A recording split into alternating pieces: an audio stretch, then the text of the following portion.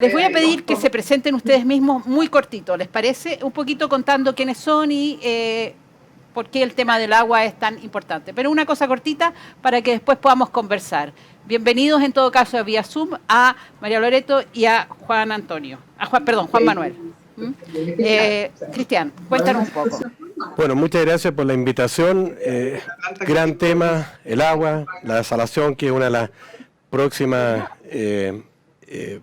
posibilidades que tenemos para regar en la agricultura. Bueno, estoy desde hace 2 meses como presidente de la Sociedad Nacional de Agricultura, antes era director, y llevo como 20 años en la dirigencia gremial, especialmente antes en distintas zonas, en Melipilla, después en Fedefruta y ahora en la SNA, y trabajando para lograr que nuestra agricultura, nuestra producción, nuestra pequeña, mediana y gran agricultura tenga un gran futuro, digamos, en la producción, tanto local como de exportación. Así que en eso estamos y agradecido por esta invitación a este seminario a conversar un rato. Gracias, Cristian. Ahora que nos cuentes un poco en qué consiste la asociación y cuál es tu función acá en esto. Perfecto. Bueno, muchas gracias por la invitación nuevamente. Como Aladir es un honor poder participar en este tipo de eventos. Creemos que tenemos mucho aporte que entregar, dada la experiencia internacional y latinoamericana, por supuesto, tanto desde el punto de vista de las tecnologías, como de la educación, como de transferir buenas prácticas en desalación y en reuso. Yo personalmente llevo casi 19, 20 años en el tema del agua.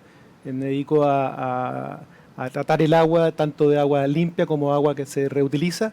Y hemos visto en todas las industrias cómo el aumento de los tratamientos de agua ha sido necesario dada la escasez y dado el efecto en la calidad de agua que produce también la sequía. Y últimamente, en los últimos 4 o 5 años, se ha sumado la agricultura también como un nuevo rubro que empieza a conocer estas tecnologías que le permiten mejorar la calidad de agua, lo que redunda en mejor también calidad de producto y mayor productividad. No solamente se trata de donde no hay agua, sino de donde el agua era buena y pasó a ser más salina, por ejemplo, afectando los cultivos.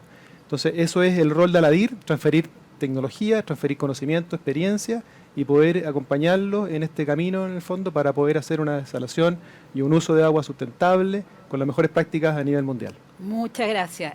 Juan, ¿de agua de mar o de aguas terrestres, digamos? Y mencionaste también el tema de la concentración salina. Cuéntanos un poquito en qué consiste, cuál es la diferencia. Exactamente. Lo que uno conoce como filtración de agua es cuando uno ve impurezas en el agua, ¿cierto? No es cristalina, entonces la hace pasar por un tamiz, por un filtro y retiene esas partículas. Eso es filtrar, pero la desalación se hace a través de membranas que separan el agua en 2 corrientes, una corriente con muy pocas sales y una corriente con el resto de las sales. Entonces es una separación. Cualquier agua que tenga minerales puede ser desalinizada, ya sea el agua potable de la llave, ya sea un agua de pozo, un agua de río, de lago, por supuesto de mar. Mientras más salina, es un poco más complejo porque requiere más presión, básicamente, para romper la presión osmótica que se requiere para poder separar las sales, pero es básicamente remover salinidad, es quitar minerales al agua, y se puede hacer con cualquier calidad de agua. Y eso ha pasado ahora con la sequía. Yo asumo que ustedes lo han visto en el agro también, y eso que la sequía ha concentrado más el agua. ¿Qué problema han estado viviendo ustedes como agricultura general? Claro, exactamente lo que plantea y lo que está haciendo Juan Manuel.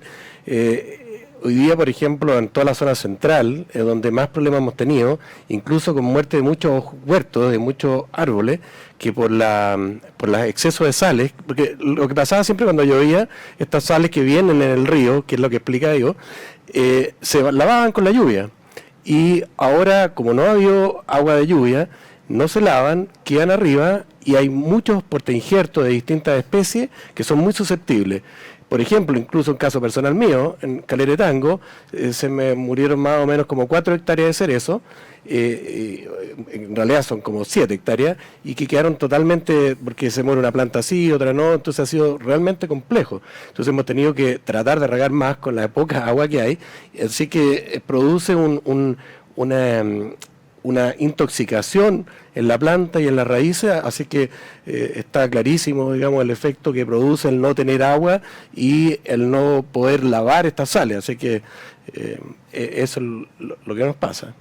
María Loreto, ustedes en Ovalle, una zona que no tiene tanta disponibilidad de agua, optaron por hacer un proyecto con riego tecnificado, ¿tuvieron problemas con la salinidad? ¿Tuvieron que optar por invertir o construir una planta de osmosis de alguna forma para desalar? Pensemos que aquí lo que necesitamos es mejorar la calidad del agua terrestre. Después vamos a conversar del agua de mar. La verdad que hasta el momento no hemos tenido una... Como estamos viendo esta mega sequía y se ha estado sucediendo en los últimos años, los embalses cada día nos entregan menos caudal. Por tanto, creo que es un proyecto, es una solución que tenemos que implementar en el corto plazo. Lo que nosotros estamos haciendo hoy día con el agua, con los afluentes que tenemos, es hacerlo...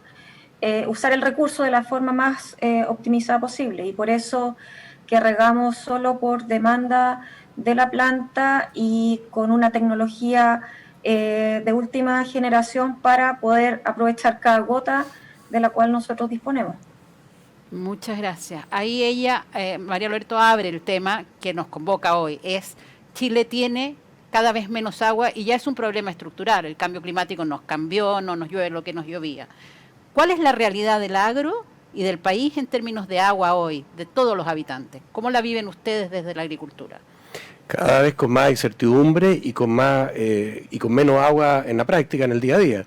Si nos venimos desde el norte, tal vez la tercera región tiene menos problemas que la cuarta. La cuarta región ha ido bajando sus plantaciones en forma dramática en los últimos años.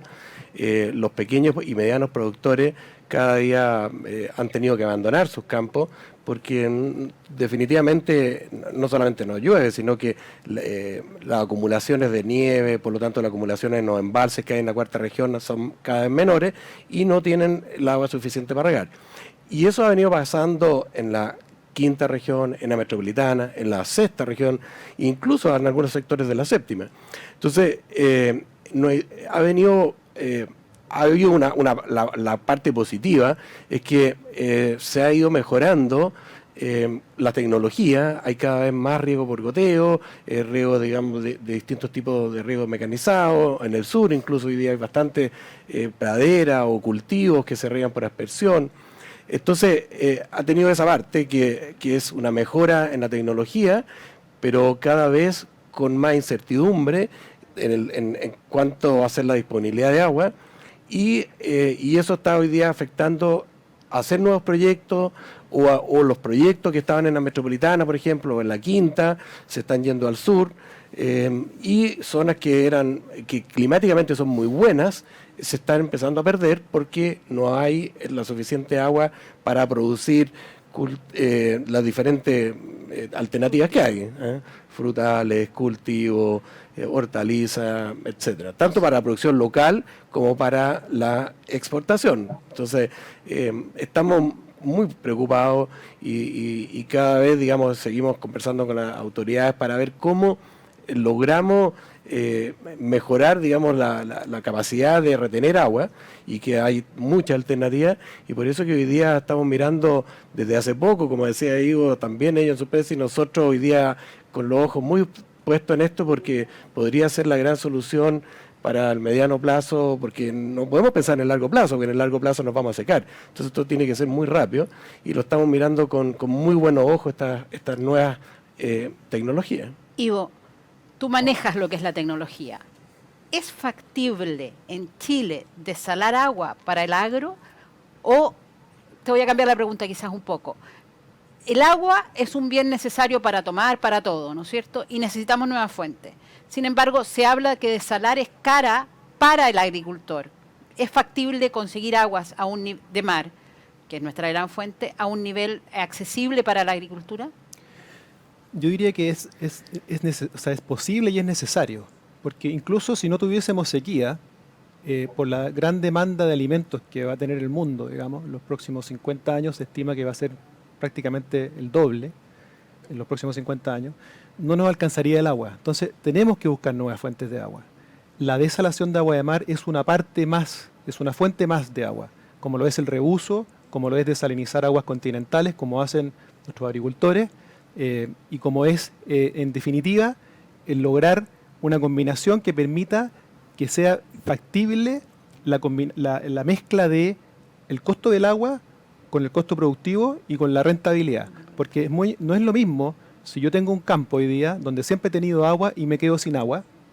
Es diferente a hacer un campo nuevo en un lugar donde no hay agricultura e incorporarle un agua más cara. Es una fórmula distinta, tiene otras ventajas de contrastación, etcétera, quizás 2 flores en el año, no sé, como los expertos agricultores lo saben. Entonces, yo creo que no es factible, absolutamente factible, pero es necesario. O sea, no puede existir un mundo sin desalación, dada la demanda por agua y por alimentos que hay en el futuro. Entonces, sí se puede. Cristian, ¿tú qué piensas? Porque aquí estamos hablando de el agricultor grande puede eventualmente invertir en una planta. El agricultor pequeño, como dice María Loreto, el costo de esa agua puede salirse absolutamente. Entonces les voy a preguntar a ambos. Uno, desde la mirada de ustedes como productores, ¿cómo pueden hacerlo? ¿Qué esperan que debiese hacer? Y otra, después a Iván, si hay alternativas para que el agricultor pueda acceder a un agua pagable para ellos. Cristian. Claro, yo creo que el agricultor en general no ha estado acostumbrado a pagar por el agua, porque la teníamos, hablemos de casi gratis, solamente era la mantención, canales, etcétera. Y por supuesto, que también lo estaba diciendo María Loreto, que para un pequeño y mediano agricultor no va a ser asequible. Hoy día, ahí bueno, podrá dar más datos de costo, pero por los costos que hoy día se están hablando es difícil. Nosotros creemos que tiene que haber algo público-privado. O sea, aquí tiene que haber una instancia de que, digamos, el Estado invierta en esto, porque esto es una inversión muy rentable, porque es una inversión país de seguridad de alimentos. Lo decía Ivo, los próximos 10, 20, 50 años va a aumentar muchísimo la población en el mundo y necesitamos más alimentos, y son las mismas hectáreas. Y esto no hay duda que las tecnologías están haciendo que produzcamos más con lo mismo, pero igual necesitamos el agua, que es el elemento indispensable. Entonces, nosotros estamos convencidos como gremio y como agricultores que tiene que haber algo en conjunto. O sea, esto ha pasado con los embalses toda la vida, que el Estado hacía estas grandes obras y después los agricultores hacían el uso de ellas. Entonces había una participación público-privada indispensable, porque hacer estas inversiones, Ivo nos contará, pero son caras, incluso para una empresa grande agrícola, porque son inversiones muy altas. Entonces tiene que haber esta mezcla público-privado en algún porcentaje, y nosotros es lo que tenemos que hacer. Lo hemos hablado con la ministra de Agricultura, incluso con el presidente de la República, y están muy de acuerdo. O sea, creen que hay que hay que juntarse, conversar, cómo, pero esto es muy necesario, porque ya lo hemos hablado, necesitamos tener agricultura. Han habido de repente autoridades en distintos gobiernos que piensan que a lo mejor los alimentos son commodity, y la verdad es que los alimentos no son un commodity. O sea, los países europeos y en Estados Unidos, etcétera, subsidian mucho la agricultura, porque ellos no conciben que los países no tengan un porcentaje importante de su autoconsumo o de su agricultura. Y al final, tanto la agricultura como el agua, por lo menos nosotros pensamos que es un elemento muy globalizado, porque nosotros hoy día hay gente que dice, oye, pero ustedes también, si usaran el agua solamente para la producción local, necesitarán menos agua y no tendrían que exportar. Pero hoy día el agua, nosotros también importamos mucha agua, mucha. Primero en los alimentos que importamos, que es un montón. Entonces, otros países nos dan agua a nosotros a través de los alimentos.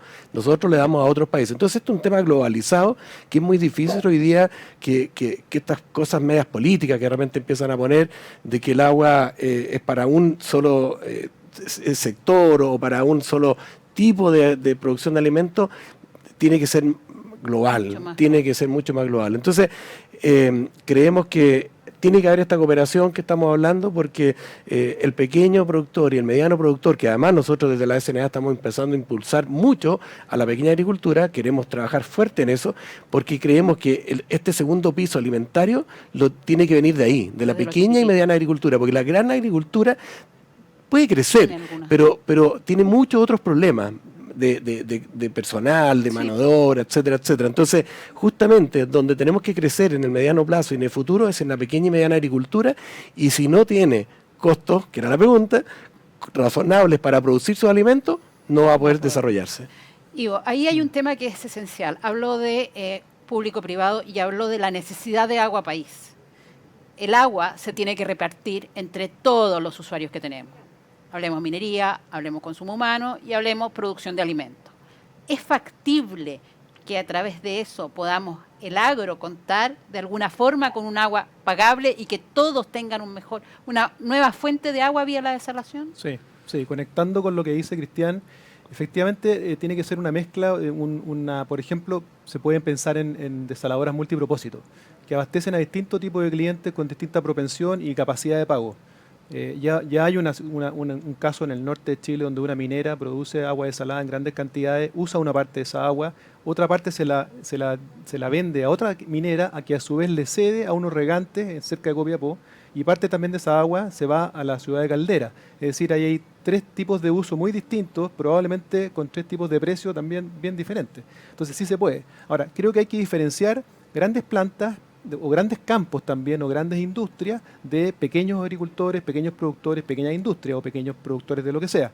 Porque plantas desaladoras se pueden fabricar muy pequeñitas, pueden ser con energía solar, por ejemplo, y por lo tanto el costo de operación es muy bajo. Eso es una desalación de agua y mar. Chica. Directamente, chica. Ahora, no es lo mismo, por supuesto, hacerlo donde ya hay campo, nuevamente repito, en la séptima región, sexta región, que tienen serios problemas de agua en la costa, que hacerlo en un lugar donde no hay campo, ¿cierto? Donde voy a crear una nueva producción, puede ser hasta turismo, puede ser comunidades nuevas que antes no existían, hay desarrollo en torno a esa agua, ¿cierto? Es distinto donde me está faltando el agua, donde se me echó a perder. Entonces, son 2 conceptos distintos. Las plantas desaladoras se pueden fabricar, construir, diseñar de cualquier tamaño. Los costos de operación son bastante similares. No hay que pensar que una mega planta tiene necesariamente costos más bajos de operación que una mini planta, porque hay cierto tamaño, de ahí para arriba es más o menos estable en temas de consumo de energía, básicamente, que es el principal insumo, y la verdad que sí se puede. Son asequibles. Nosotros mismos hemos instalado en Chile varias plantas desaladoras muy pequeñitas, de 10 metros cúbicos día, con costos de operación muchísimo más bajos, 10 veces más bajos que el agua en camión aljibe, con mucha mejor calidad que el agua en camión aljibe, y esa agua permitiría perfectamente tener hidroponía, tener cultivos en invernadero, etcétera, con baja tasa de evaporación, etcétera, y con mucho sol y otras cosas que lo harían muy rentable. Pero la respuesta es sí se puede.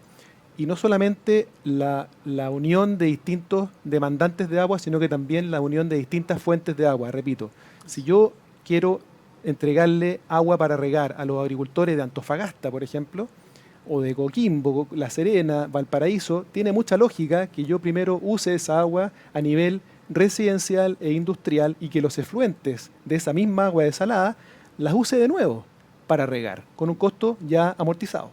Claro, ya se pagó el valor, se pagó. El principal valor. Eso no significa que no se tenga que pagar por Pero el va a costar agua, mucho pero menos. un costo más asequible. Por ejemplo, en Israel, que todos conocemos y admiramos, ¿cierto? Ellos tienen una gran tasa de desalación de agua de mar, aproximadamente 60% o más del consumo total del país se abastece de agua desalinizada. Pero los agricultores no riegan directamente con agua desalinizada. ¿Para qué?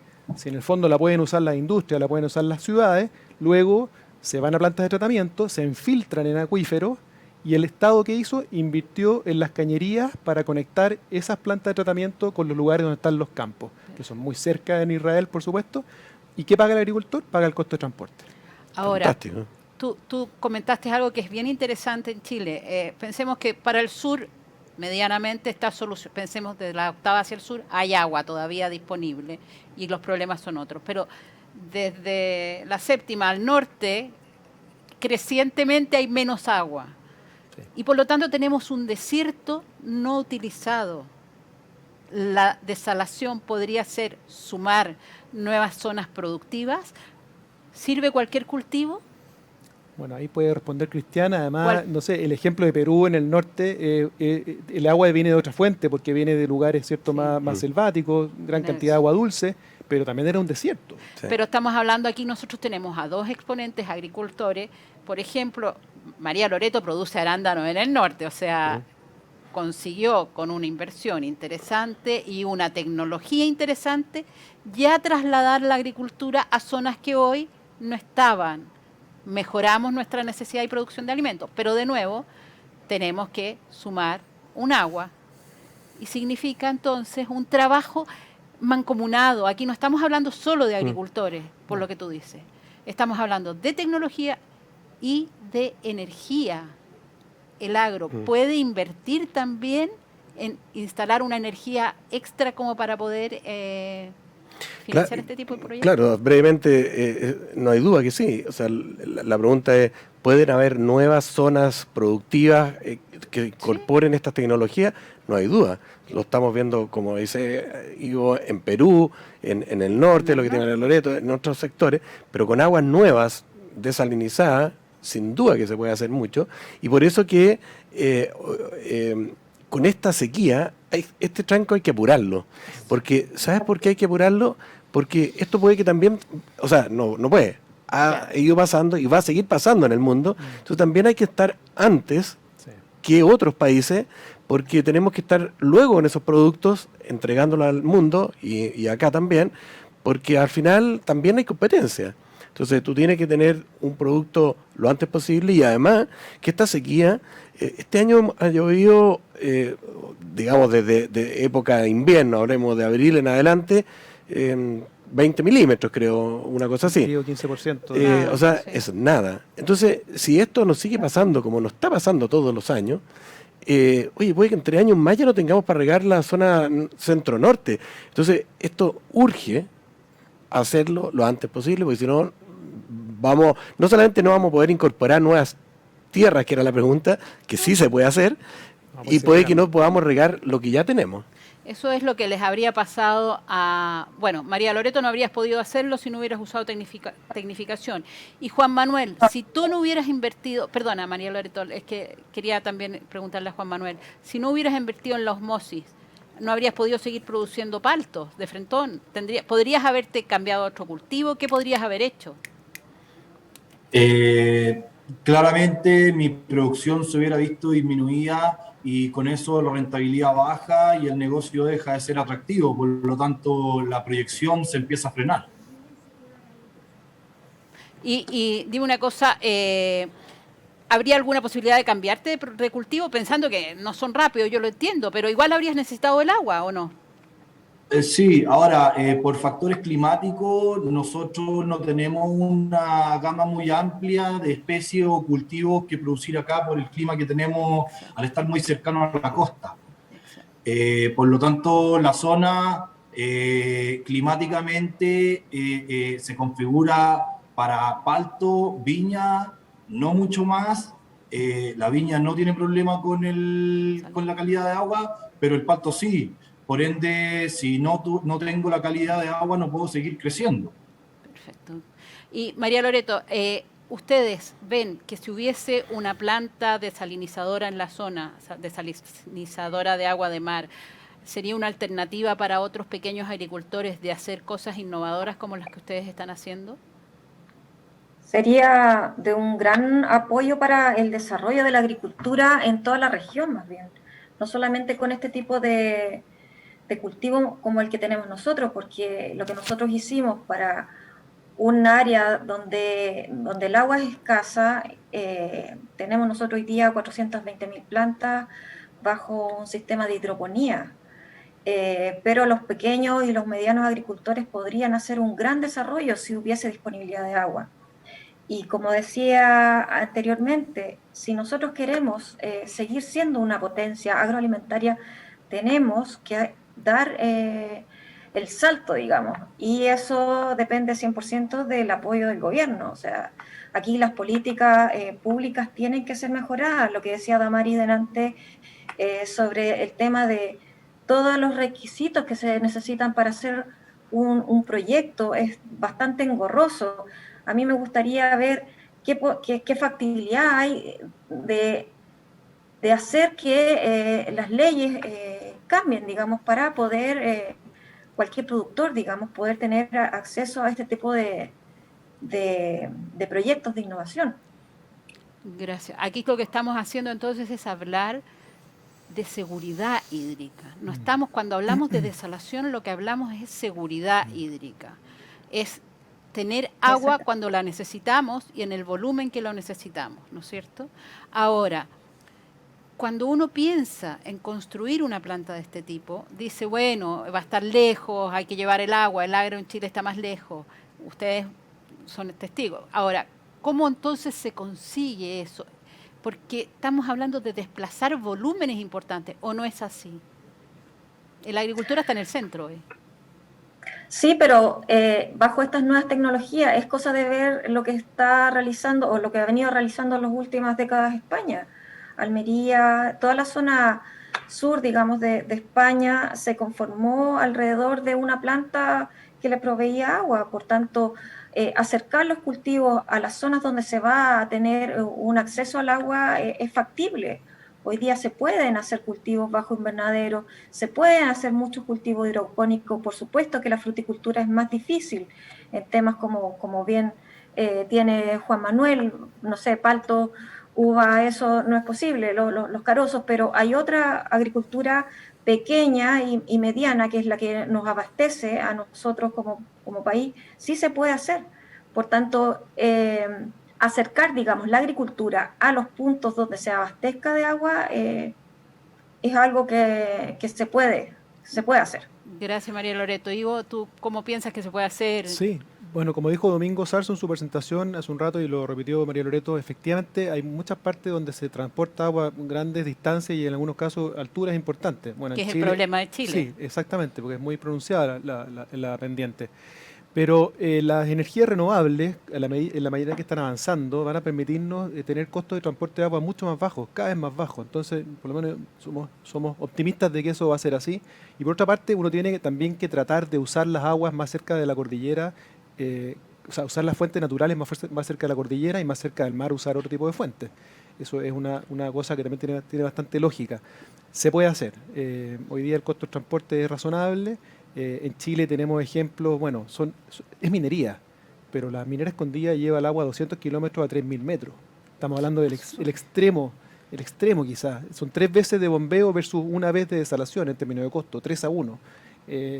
Pero se puede. Pero aquí de nuevo estamos hablando a lo mejor de lo que tú planteaste, plantas multipropósito, y de algo que tú también planteaste, Cristian, es cómo convivimos los distintos usuarios. Es lograr que entre todos entendamos que necesitamos funcionar para el beneficio de todos. Ustedes como Sociedad Nacional de Agricultura están trabajando, están conversando, dijiste. ¿Qué es lo que están planteando en términos de este tema, de seguridad hídrica? Nosotros estamos planteando que es demasiado importante hacerlo y hacerlo luego. De hecho, hemos estado hablando incluso con la sanitaria, porque los intendentes, gobernadores, alcaldes, ellos se preocupan de gastar el agua, pero hasta el momento no había una conversa importante de digan, a ver, pero ¿en qué me afecta a mí, a mi municipalidad? Gastan agua, mucha agua, son los principales usuarios del agua metropolitana, son las municipalidades, pero ¿y cuál es? ¿Voy a tener agua a futuro? ¿Voy a poder darle a mis clientes? O sea, no hay duda que tiene que haber una mezcla. Aquí nosotros representamos a la agricultura, pero sabemos que hoy día tiene que haber una inclusión general, que es lo que tú estás planteando. ¿Cómo va a convivir? O sea, sabemos y lo tenemos clarísimo, lo hemos tenido siempre claro. Hoy día hay discusiones políticas que nosotros creemos que no está bien enfocada, porque nunca hemos discutido que el primer uso del agua debe ser para el consumo humano, pero después tienen... ahí tenemos algunas más diferencias con otros rubros de la economía, digamos. Nosotros pensamos que después del consumo humano tiene que venir el consumo de alimento, porque nadie puede tomar agua y comerse un tornillo, digamos, o sea, tiene que tomar agua y comerse un zapallo, pan, etcétera. Y para producir el tornillo también necesitas agua. Y también necesitas agua para producir el tornillo, para producir una casa, para todo el resto. Entonces tiene que haber una inclusión de todos los sectores de la economía, obvio, dando prioridades a las necesidades del ser humano, pero sí tiene que haber un trabajo con todos los actores que necesitan el agua, que son todos, porque no hay ninguna industria que no use agua. Todas usan agua. Por ejemplo, a nosotros nos hablan del tema de que exportamos de repente el agua. Tú sabes que 1 kilo de algodón usa 15.000 litros de agua, 15.000. 1 kilo de manzana usa 500. Entonces, toda la ropa que la importamos, el 80, no sé, yo creo que el 100%, toda, usa una cantidad de agua increíble. Entonces, ni siquiera, si hablamos de la parte agrícola, ya importamos posiblemente un 40% del agua que además nosotros exportamos. Pero si lo incluyes todo, los autos, la ropa, etcétera, etcétera, es una cantidad de agua que importamos increíble. Entonces, no hay duda que tiene que estar incluido todo el sistema. Y la gente hay que también enseñarle, hay que hacer campañas para que la gente, el de la construcción, por ejemplo, diga, oye, no es cosa que yo en Recoleta, en Santiago, Centro, en Las Condes, abro una llave, abro un grifo y tengo agua para hacer mi edificio, y tiro el agua, etcétera. Pero tiene que también saber, oye, y el próximo año o el año que sigue, ¿voy a tener agua para construir mi edificio? Entonces, eso es lo que tenemos que hoy día verlo como país, y todas las ramas, nosotros en la CPC, están todas las ramas, y eso lo metimos, la Sociedad Nacional de Agricultura, lo metimos hace como 4 o 5 años, porque es un problema de todo, no es un problema ni del consumidor primario, que es el ser humano, ni el consumidor secundario, que serían los alimentos, es de toda la comunidad. Y la desalación... Sí, quería hacer un comentario, que hay un concepto que ayuda a entender muy bien lo que dice Cristian, que es la gestión por cuenca. Efectivamente, en cada cuenca hay consumidores de agua y están interrelacionados entre sí. Ellos deberían tener un plan en común para poder abastecerse de agua. Y ahí la desalación, es un factor. Y otro punto que quería también resaltar, tú hablaste en tu reportaje de la revista de este lunes de los embalses del futuro. La desalación son los embalses del futuro. Efectivamente, la desalación, como es la más cara, es un seguro. Por lo tanto, yo lo prendo o lo apago si lo necesito. No necesariamente tengo que usar esa agua todo el tiempo, pero sí tengo que tener la inversión, como tengo la inversión de los embalses. ¿Una inversión que se paga en cuántos años? Va a depender del clima, básicamente. Del clima, de la demanda de agua. Y de todos los usuarios que hay. Y de todos los usuarios, pero hay que tenerla. O sea, no es una opción hoy día, hay que tenerla. En Australia, que se habla también bastante de Australia como un ejemplo para Chile, las principales ciudades tienen desaladoras. Y han pasado por épocas de alto consumo y épocas de bajo consumo. Cuando hay bajo consumo dicen, ¿por qué construyeron la desaladora? Los políticos se equivocaron. Después, cuando hay sequía, dicen, grandes los políticos, porque ahora podemos seguir usando agua para los distintos usos. Y hoy por hoy, si no hay agua, el costo del agua pasa a ser un elemento en relación directa a la disponibilidad, digamos. Como dice Domingo Sarso también, que yo creo que en estos temas es líder de opinión mundial, el agua más cara es el agua que no se tiene. Es que exactamente. Pero lógico. No puedes vivir finalmente, entonces, no puedes comer. Y con el costo del agua uno tiene que ver cómo se llevan a cabo las distintas actividades productivas, pero hay que tener ese costo de agua, Claro. que es mejor que no tenerlo, que no tener nada. O sea que es un tema, es seguridad lo que tú decías. Sí, hoy por hoy ética. es una fuente más, pero que no podemos obviarla. Invierte el país en embalses o invierte en desaladoras. Y es súper importante, Patricia, que esto, claro, que la opinión pública se dé cuenta de eso, y que las autoridades políticas y sobre todo las autoridades, parlamentarias, etcétera, que son los que hacen las leyes, porque al final un gobierno quiere hacer algo y si no está en una ley, porque lo que no está en una ley no se puede hacer, tienen que incluir esto hoy día sí o sí y definitivamente, y no pelearnos por el agua, sino que cómo hacemos que a través de las diferentes vías, hoy día de lo que estamos hablando de la desalación, podamos contar con esa agua. Si el día de mañana, como dice Ivo, nos sobra, qué fantástico. Inyectamos o lo que sea, pero lo más importante es tenerla, porque no solamente es el consumo humano, el consumo de los alimentos, es toda la actividad económica de un país. Es la vida del país. Así es. María Loreto, dijiste ambas cosas cuando pregunté yo, desaladora o embalse. Y transporte, creo que. Sí, lo que pasa es que ambas cosas conversan, digamos, son de igual importancia, de igual relevancia. Poder almacenar agua para los tiempos críticos, como es lo que estamos viviendo hoy día, y también tener este soporte, como bien decían, para los momentos de los tiempos que más se requiera.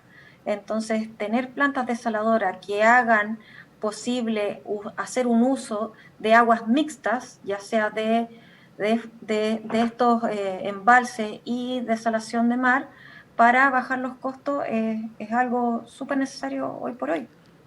Y esto sería también una solución para un gran tema que hoy se vive, por ejemplo, en la zona de Petorca, es agua potable Así rural. es. O sea, se podría generar, solucionar lo de los camiones aljibas, que va a mandar. Es que eso es una cosa que lo pueden solucionar en un año, en 6 meses. O sea, es una cosa que es ridícula que no se solucione. Pero ahí es un poco lo que decía Ivo, y también lo estábamos conversando, la alternativa. O sea, ahí se puede usar agua subterránea que está ahí mismo, Sí. y se cambia los usos. Se cambia el uso del agua desalinada para proyectos agrícolas o para proyectos mineros de otro tipo, y esa otra agua se deja para la agua potable rural. O sea, es una cosa de querer y una cosa, además de inversiones, en el caso de allá, bastante baja y rápida.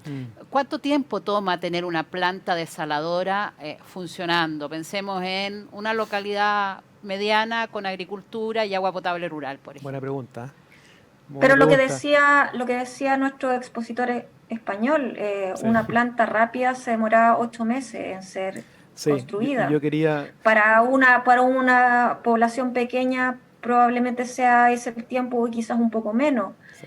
El tema es hacerlo. La voluntad. Sí, mira, Ver una El pequeña tema de la planta... voluntad, exactamente. Sí, absolutamente. Una pequeña planta puede demorarse 3-4 meses. Pequeña planta, digo, para una comunidad.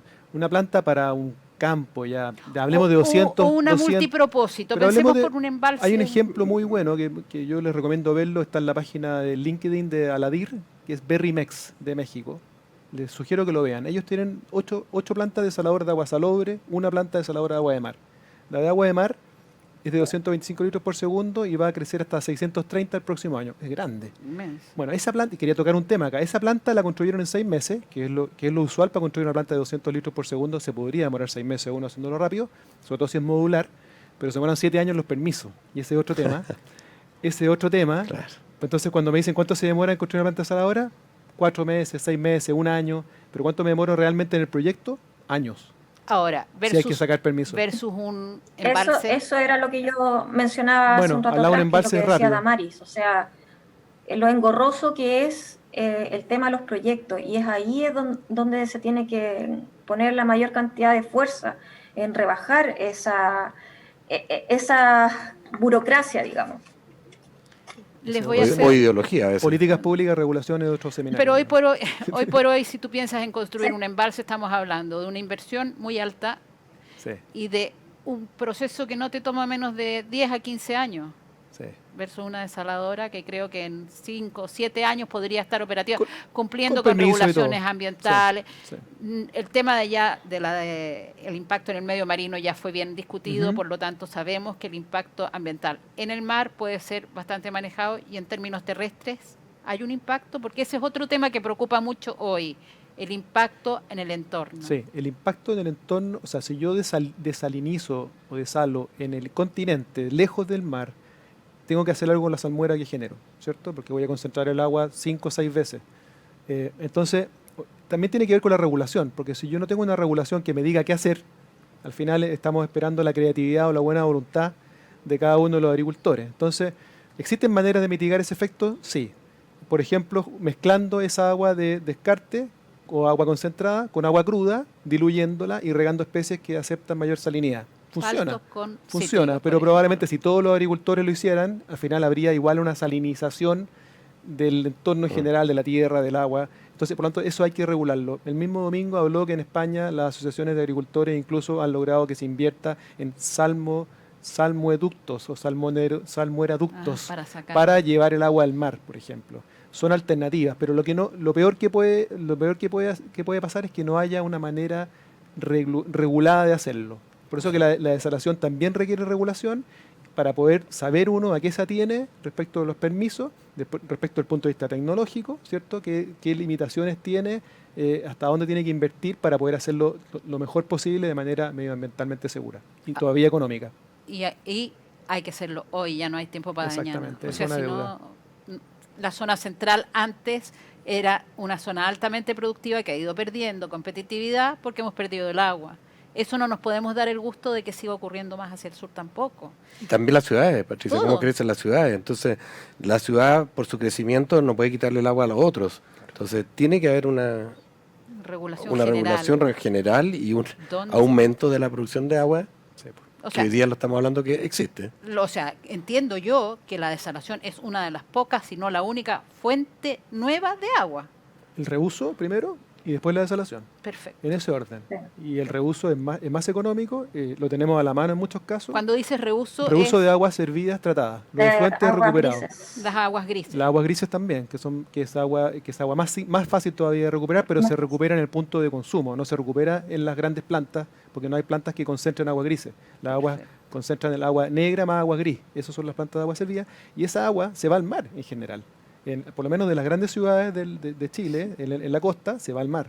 No existen las plantas como en Santiago, que recuperan prácticamente toda el agua. O normalmente, dependiendo donde esté, también la usan los agricultores, que no es una muy buena agua, porque va mezclada, porque normalmente van en el río. Pero claro, está diluida con el río. Está ¿sabes? diluida con el río, Ha bajado por lo menos en la parte Pero bacteriológica. de las grandes ciudades, Coquimbo, La Serena, Antofagasta, se va al mar. Sí, Claro, eso están toda la van zona, directo. Valparaíso. Valparaíso. Estimados, tengo una consulta del público. ¿Qué opinan de subir el agua desalada a embalses de altura en la cordillera de la costa y entregar agua energizada a los agricultores? ¿Es factible? Caso a caso se puede evaluar y es factible, ¿sí? Sobre todo si se bombea con energía solar. O sea, aquí en el fondo es una evaluación caso a caso. Eso es algo que es interesante de ver. Sí. La Incluso- zona donde se vaya a instalar, qué Sí. se va a producir, la rentabilidad Exacto. social y económica que eso puede tener. Incluso Exactamente. hay proyectos de energía que consideran bombear agua durante el día a embalse y durante la noche generar con turbinas, sacando el agua de los embalses. Es otro valor agregado que puede Claro. disminuir el costo del agua. Alguien Claro. me hablaba incluso de hacer una minería de salmueras. Eso también existe, se está estudiando seriamente. Porque hoy día se obtienen minerales desde el mar, hay plantas para sacar minerales del mar, con la tecnología de desalación se hace mucho más fácil y efectivamente hay un gran futuro por delante en obtener minerales desde el mar. Qué interesante. O sea, hay formas para que bajarle el costo y que finalmente el agua para el Y productor que se reutilice casi todo el y se producto. reutilice, Hay ser una- muy En eficiente. el futuro se espera que el agua sea el subproducto de la desalación. Si funcionara lo de la minería del agua, Mira, efectivamente. qué De la interesante. salmuera. Sería Estimados, interesante. les voy a dar las gracias. Creo que espero que haya sido una conversación interesante y haberle respondido algunas de las dudas de los productores. Gracias, María Loreto, y gracias, Muchas Juan gracias Manuel. por la invitación. Genial su participación. Gracias. Gracias a ustedes, muy Gracias, interesante. gracias, tema. Cristian, y gracias, Ivo. Patricia, gracias, Cristian. Gracias a usted y al Ministerio. A todos los